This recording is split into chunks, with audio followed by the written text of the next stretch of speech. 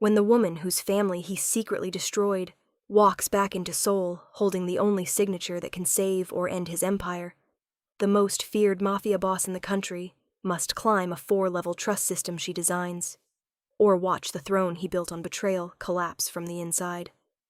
The phone rang at 3:47 in the morning, and the strongest man in Seoul answered it on the first ring, because only one number in the city was allowed to call him at that hour. It wasn't that number. Director Han. The voice on the line was a lawyer. Calm. Official. The kind of calm that only means one thing. I'm calling on behalf of a client who has just filed the original Cho family land deeds with the Seoul Central District Court. Your name appears on every page. So does a forged signature. So does the date, March 12th, 7 years ago. Han Ji-won didn't move. 7 years ago, March 12th, was the night the Cho family disappeared. The night his empire was born. The night he buried a secret 6 floors underground in a vault only 3 people knew existed. 2 of those people were dead. The third had vanished from Korea at 19 years old, with nothing but a scholarship letter and a younger brother to protect. "Who is your client?" he said. It was not a question. "She's standing outside your building, Director. She'd like 90 seconds of your time." She says, and I quote, "Tell him I counted the days. 2,558. 1 for every one he stole." 2,558 days. 7 years. Exactly. She had been counting since she was 19. And before you click away, because trust me, what happens in the next 9 minutes flips this story 3 times, hit subscribe to A Korean Mafia Boss right now. We post a new Mafia Boss romance like this every single week, and the next one already has a twist that broke our comment section. So here's the only question that matters. How does a girl who lost everything walk back into Seoul 7 years later and make the most powerful mafia boss in the country open his own front door for her? Let's rewind. Han Ji-won was 34 years old, and he had not been afraid of anything since he was 22. He ran the Dowa Group from the 42nd floor of a glass tower in Gangnam. Officially, it was a logistics and real estate conglomerate. Unofficially, it was the spine of Seoul's underground economy, the quiet hand behind 3 district offices, 2 news desks, and 1 prosecutor he was no longer proud of owning. He was respected because he was precise. He was feared because he was patient. And he was untouchable because every man who had ever tried to touch him had ended up either bankrupt, exiled, or politely retired to Jeju.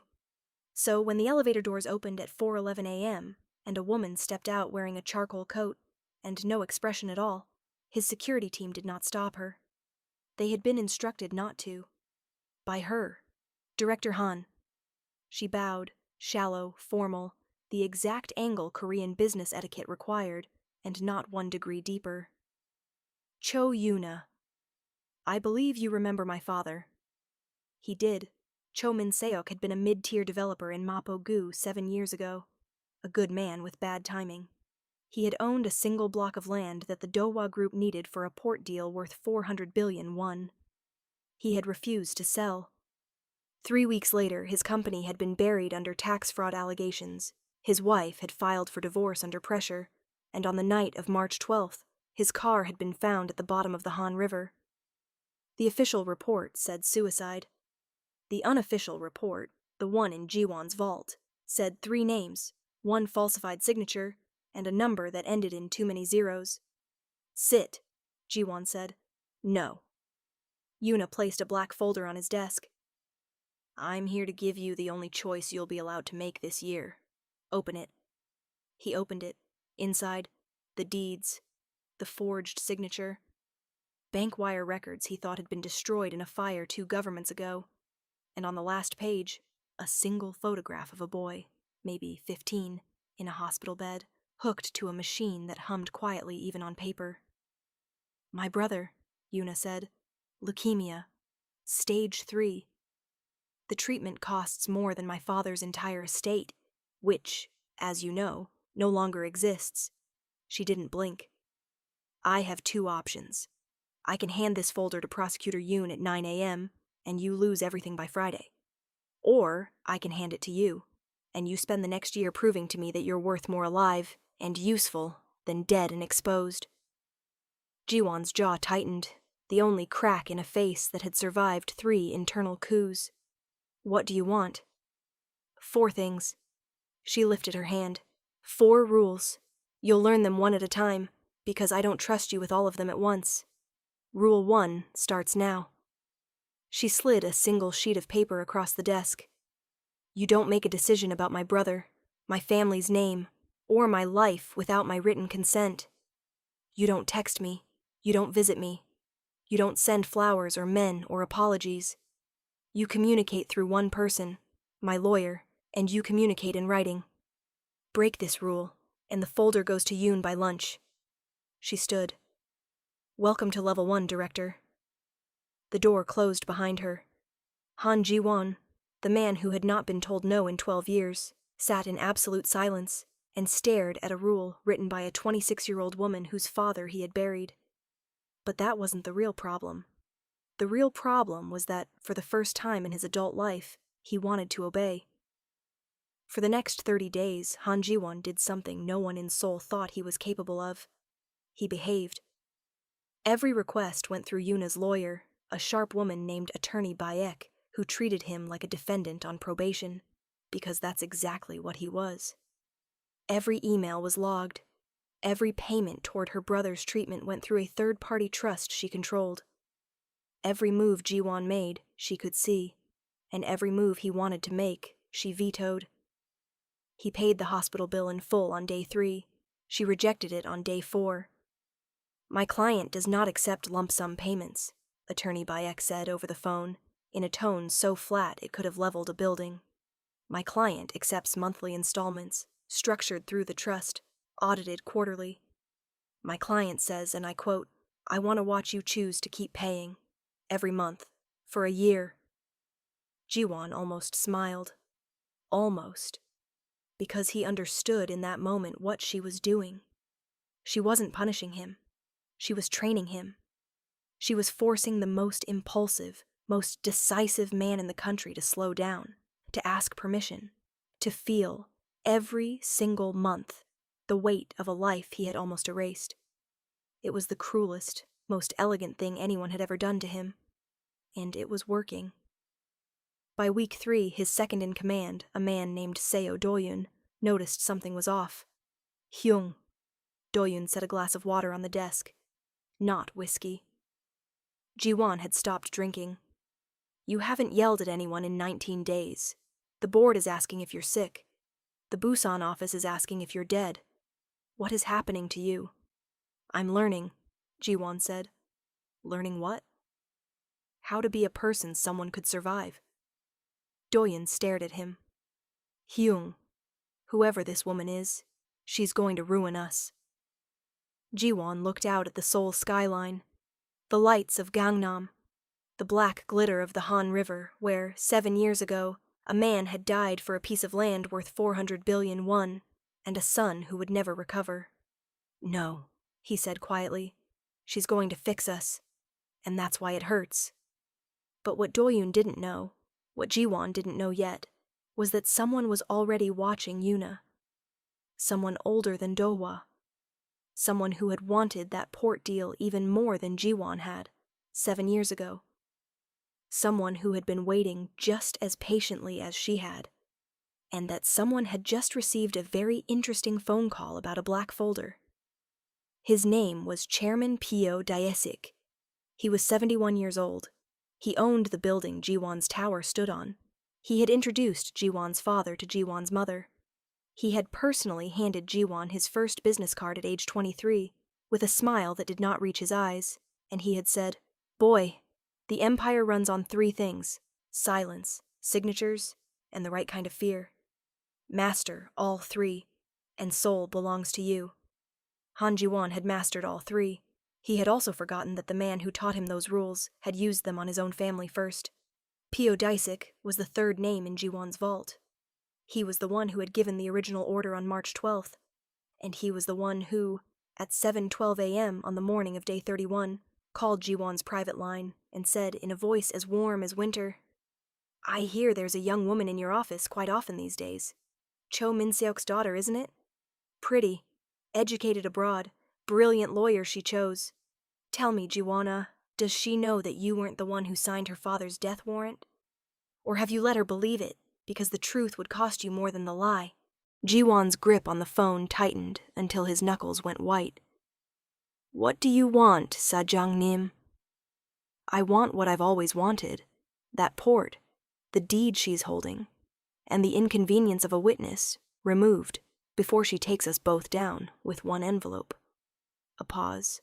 You have 7 days. After that, I'll handle the inconvenience myself. And Jiwon-ah, don't make me remind you what happens to men who forget who built them. The line went dead. For the first time in 7 years, Han Ji-won felt fear. Not for himself. He had stopped fearing himself a long time ago. For her. He picked up his phone. He started to text her. He stopped. He remembered Rule 1. He called Attorney Bayek instead. Tell Miss Cho, he said, every word measured, that Level 1 is no longer sufficient. There is a threat she needs to know about.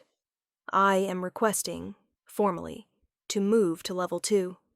Today, with her permission. There was a long silence on the line. I'll ask her, Attorney Bayek said.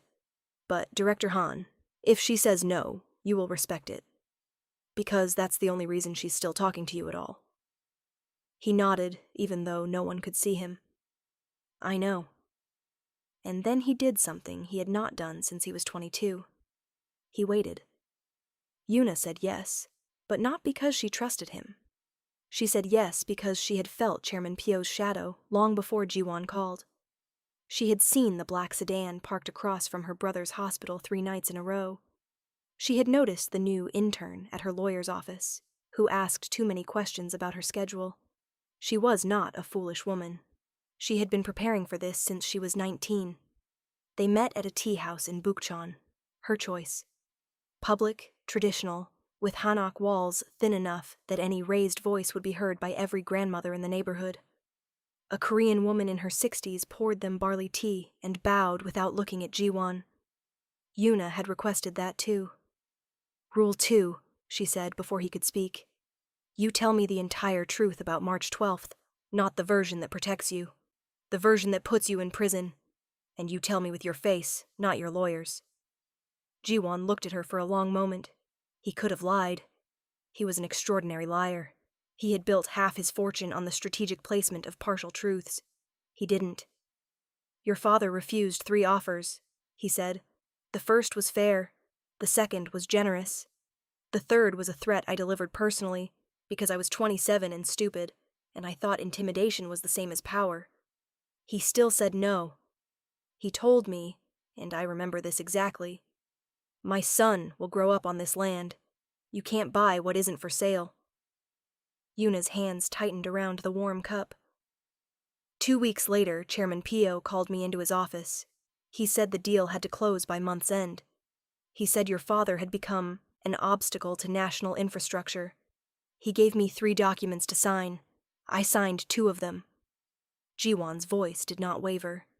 The third was a forged transfer of the deed. I did not sign that. But I did not stop it either. I knew it was happening. I knew what cleaning up an obstacle meant in his vocabulary. And I let it happen because the port deal was going to make me the youngest chairman in Seoul. I told myself your father was already finished. That was a lie. I finished him. By doing nothing. The tea house was very quiet.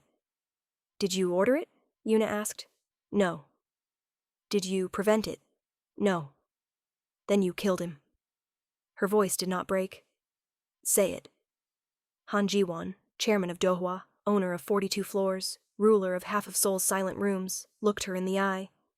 I killed your father by refusing to be brave for 60 seconds. I have known that every day for 7 years, and there is no version of my life where I get to be forgiven for it. Yuna did not cry. She just nodded once. Good, she said. Now we can begin. And that, viewers, if you've made it this far, pause for a second because I want to ask you something. Was Yuna right to make him say it out loud? Or did she just give him a way to live with it? Drop your answer in the comments. I read every single one, and the most thoughtful comment on this video gets pinned. I'm serious, because what happened next? It changed everything.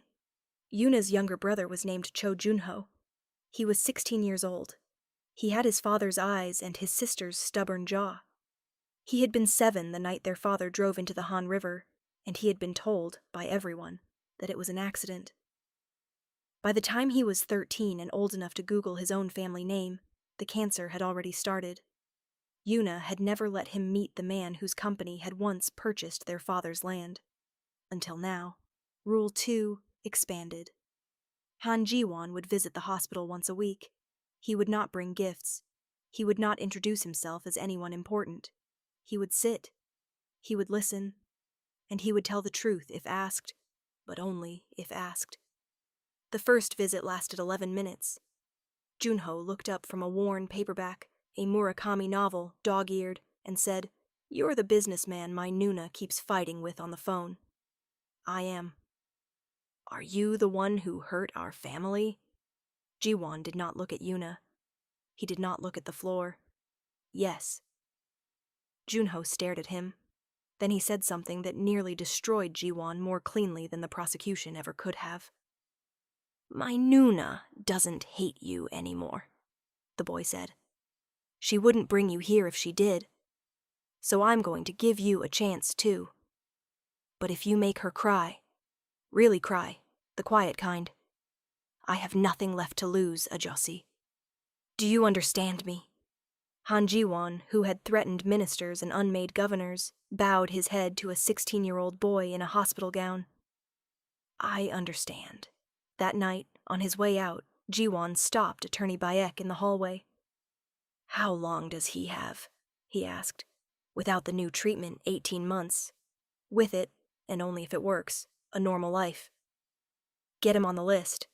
"He is on the list. He's number 47. The treatment is in Boston. 2 openings a year." Ji-won's jaw set. "He'll be number 1 by Monday." Attorney Bayek raised an eyebrow.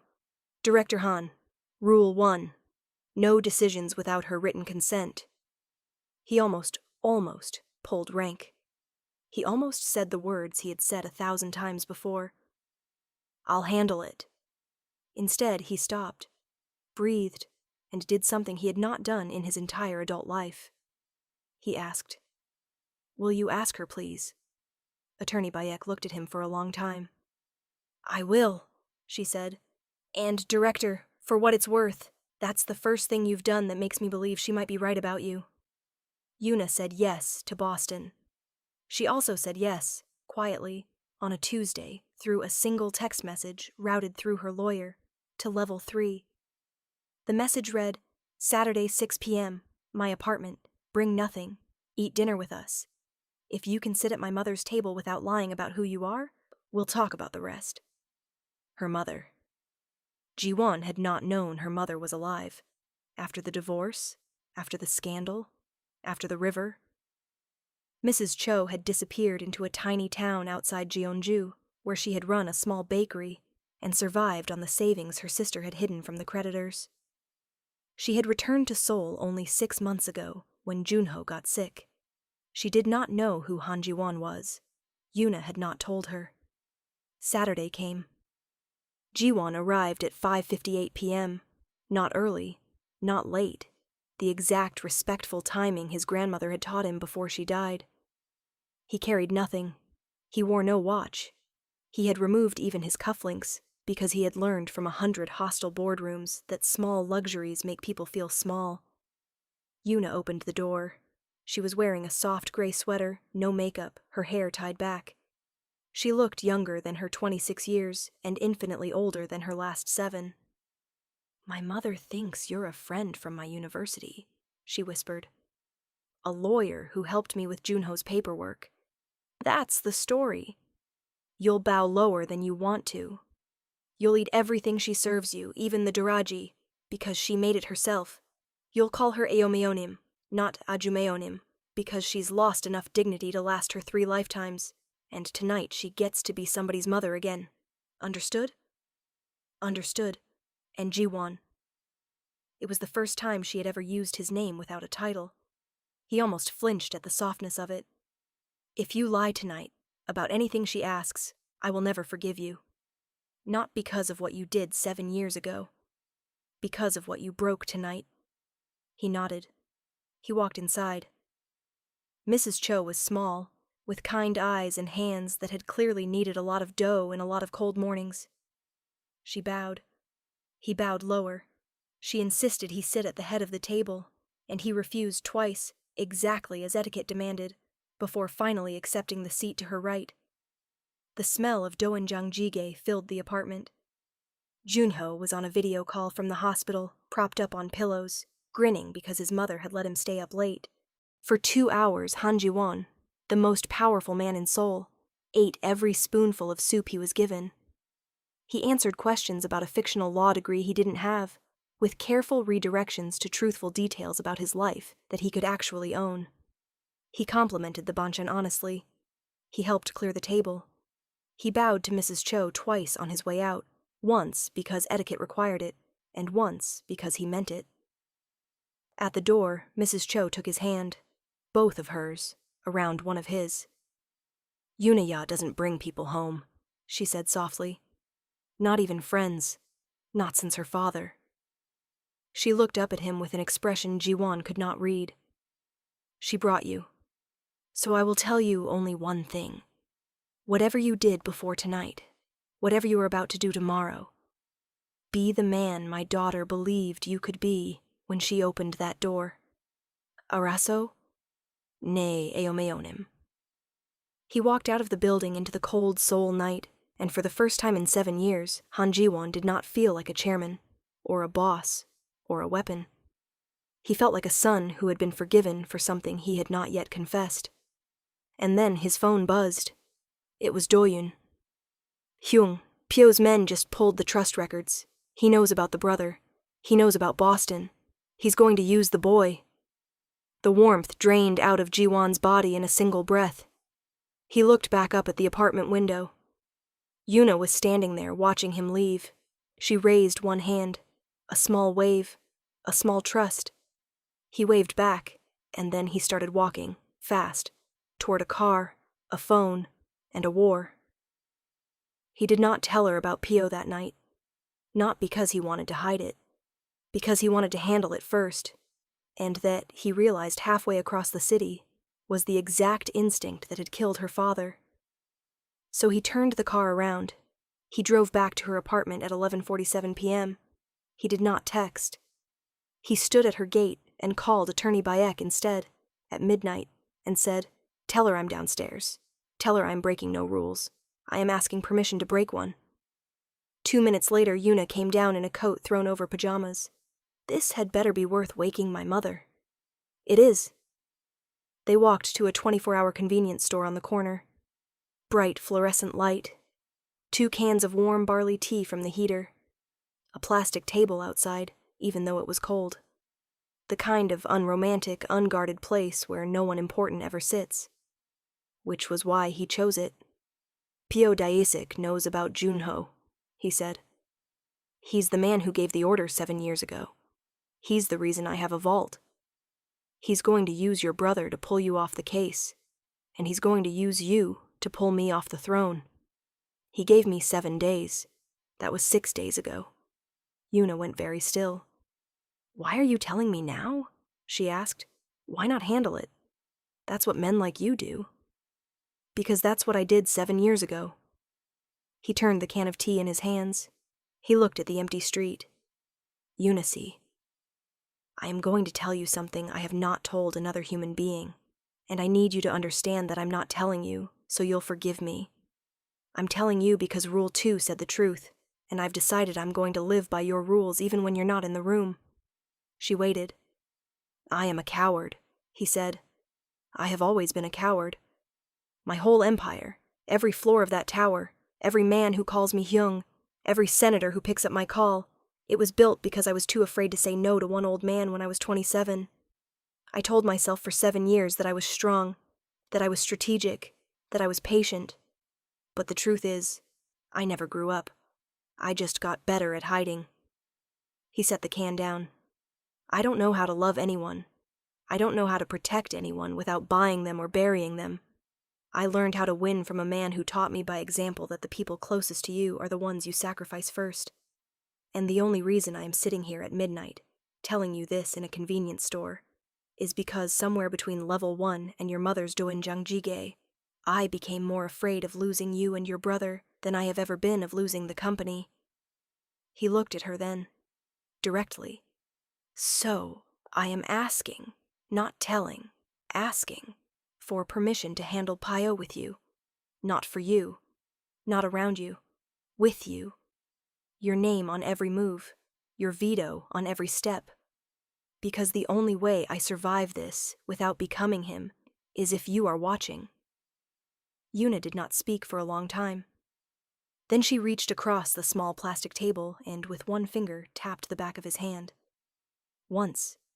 Permission granted, she said quietly. Welcome to level 4. Level 4 had been the level she had not told him about. The final rule. She gave it to him now in the cold light of that convenience store, while a delivery driver outside warmed his hands by a kerosene lamp. Rule 4. You take Chairman Pio down legally, publicly, with your name attached. Not through a leak. Not through a quiet retirement. You testify.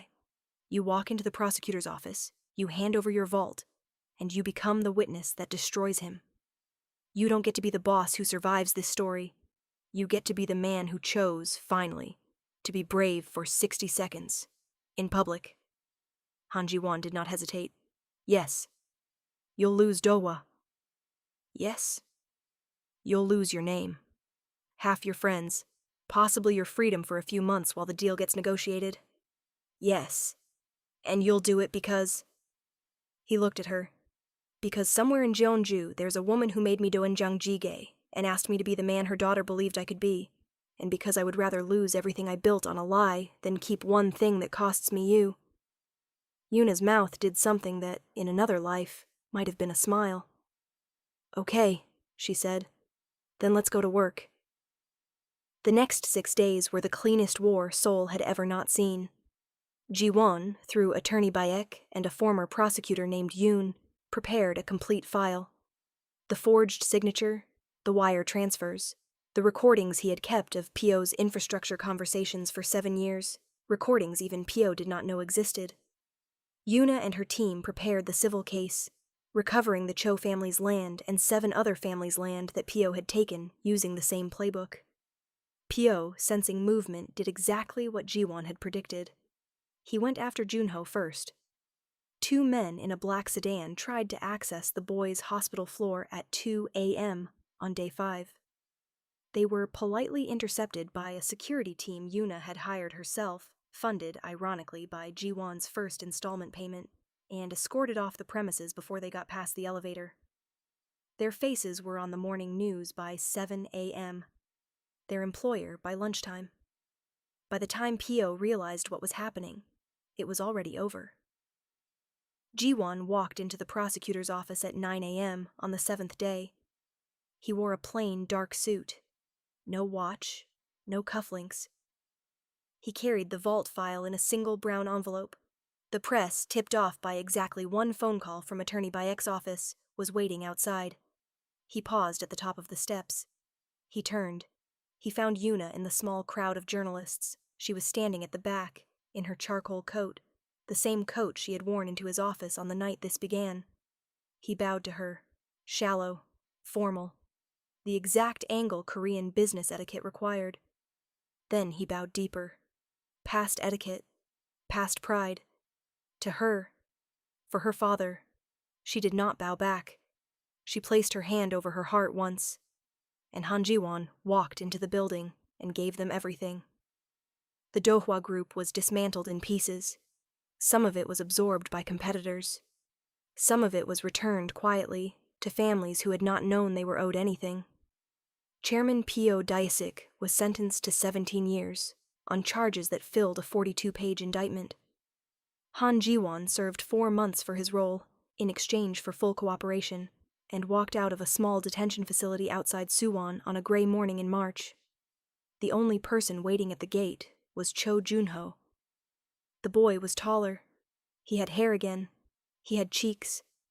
He was standing next to a battered old Hyundai with a coffee in each hand, and a slightly older woman watching from the driver's seat with an expression Ji-won could not quite read. "Ajosi," Junho said, and held out a coffee. "Nuna says you're not allowed to call her for 1 more week. Rule 5. Rule 5? She made it up this morning. She said you needed 1 more week to become a person who chooses her on purpose, instead of a person who chose her because he was drowning." Ji-won almost laughed.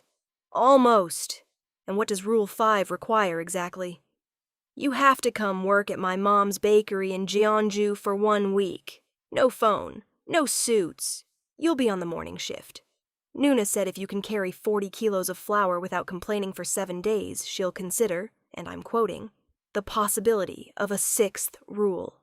Ji-won looked through the windshield. Yuna was watching him. She lifted one hand. A small wave. A small trust. He waved back.